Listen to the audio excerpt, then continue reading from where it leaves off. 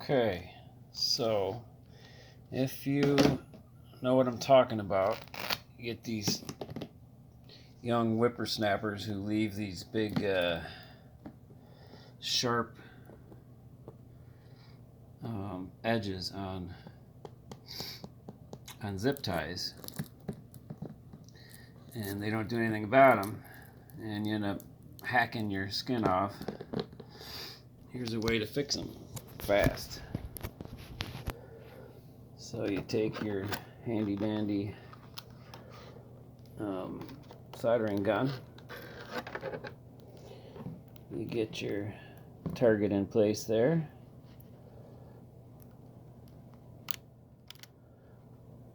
and you go. This gun isn't working very good.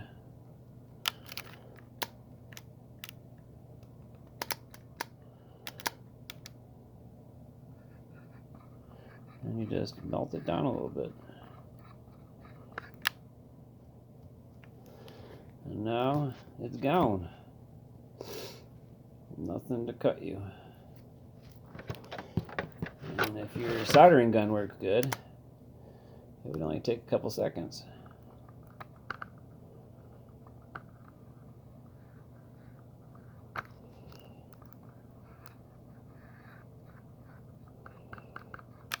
There it is. All of them. So what this is, if anybody's curious, got this snap-on boost box here, and it's got this right there to charge, right? So how many extension cords do you have that fit in there that are only 2-prong extension cords? I don't have many, so it's a pain in the butt. So I made this little guy. So this plugs into here. And what I did is I zip tied some hook and loop, aka Velcro. And so that goes on there. And so when you need it, you peel it off. When you don't need it, you stick it on. And it wouldn't really stick very good to this. So I zip tied it onto there, as you can see. But it works good. Blonk. Blonk. And it won't cut me. This has all been... This thing is not focusing very good. There we go.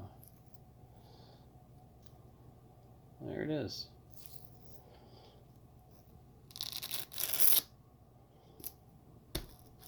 I tried to find a different way to attach that on there, but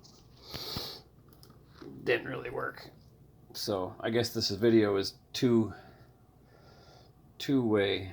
It's how to make a little stubby extension cord for your snap-on boost box with the stupid tiny charger on the side, and how to make your zip tie so they don't hack your finger off. And that's it. Short and sweet.